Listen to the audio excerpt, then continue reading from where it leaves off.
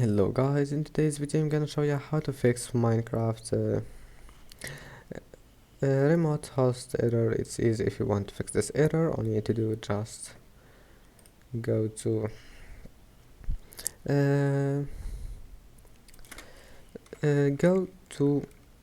background apps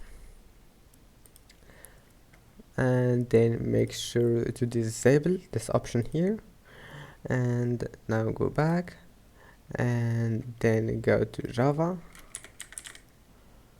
Go to control panel, and here you will find Java. Click on it and go to advanced, and after that just scroll down until you find here, the advanced security settings, and that's it. Just turn it on, apply, and OK. And after that, go to Windows Updates and make sure to install all the updates that you can find here, and that's it. Your problem must be fixed. Don't forget to like, and see you in the next video.